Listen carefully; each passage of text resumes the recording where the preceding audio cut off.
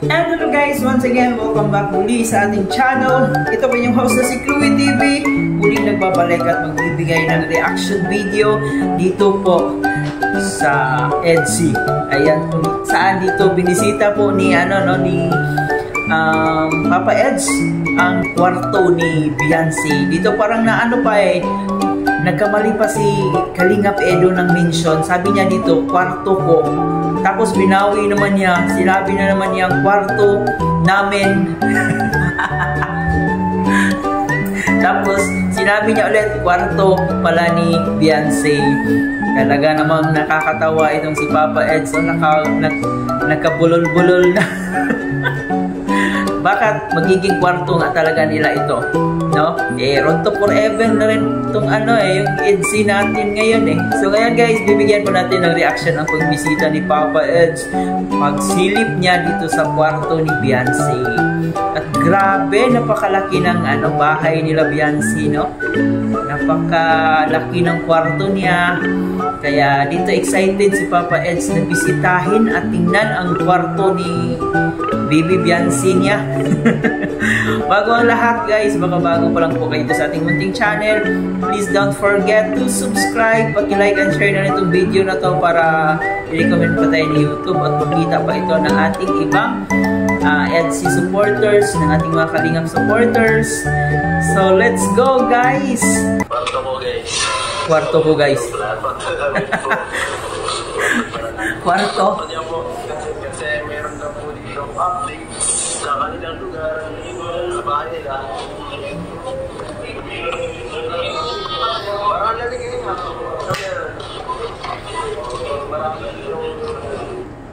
Ang social naman ang kwarto ni Beyonce, no? May chandelier pa. Ang gara ng kwarto ni Beyonce,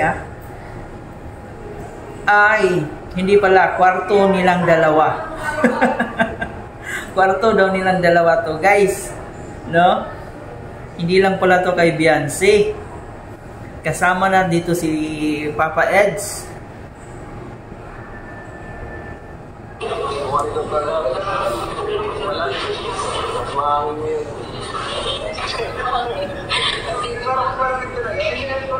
Ang gara pa, ang laki pa ng aircon, no?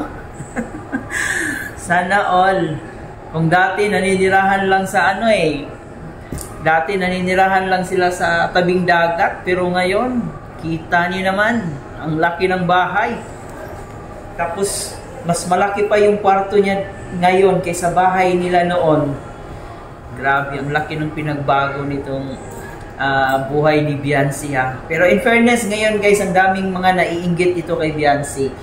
May nakikita nga tayong comment na nagiging tamad na raw to si Beyonce kasi ang dami ng mga sponsors na nagbibigay. Parang parang sila yung nagiging dahilan kung bakit nagiging tamad na daw ito si Beyonce kasi bigay lang daw ng bigay. Nako naman, iba talaga yung mga kababayan nating Pinoy, no? Mainggit, palaging naiinggit sa tagumpay ng ibang tao. Yung hindi na lang hindi na lang magiging masaya sa narating ng ating kababayan na si Beyonce. Hindi na lang magiging masaya kung ano yung nakikita nila na umaangat yung kapwa nila. Talagang walang magawa itong ating mga kababayan. Pero hanggang doon lang talaga yung nila, magagawa nila ang mainggit dito sa nangyayari kay Beyonce ngayon.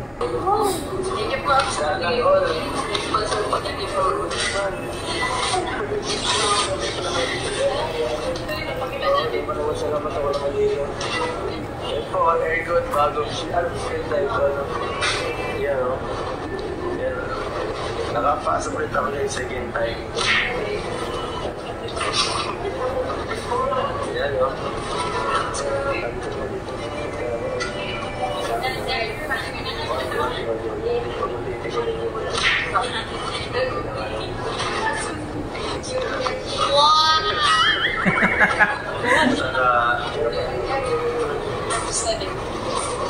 Patong na rin yung kaki. Kasi talaga ito. Ano yun?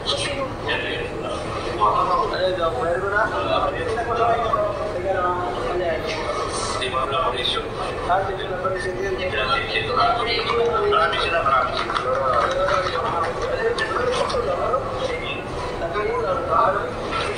Parang sakto lang yun.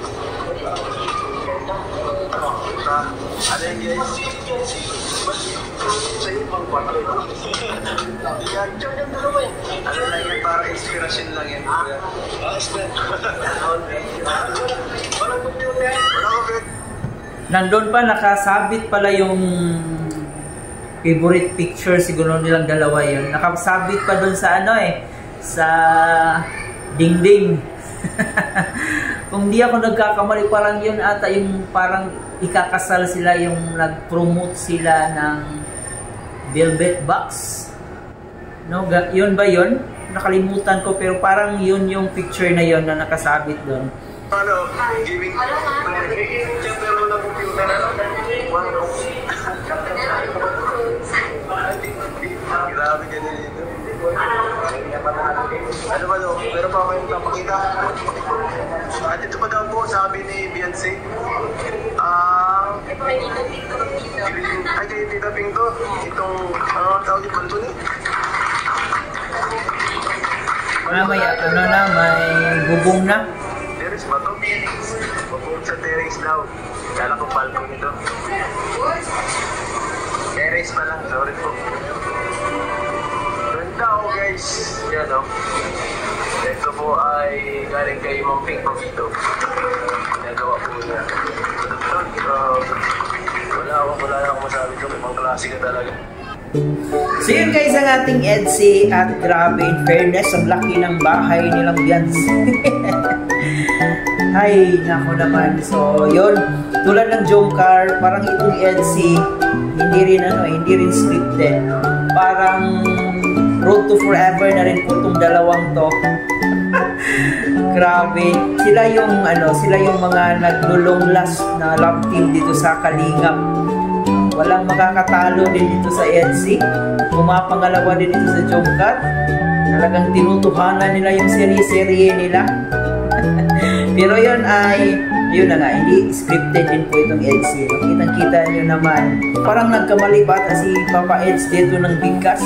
Sinabi pa niya na ito raw ay kwarto niya. Tapos inulit na naman niya kwarto namin. Tapos nagiging kwarto ni Beyonce na.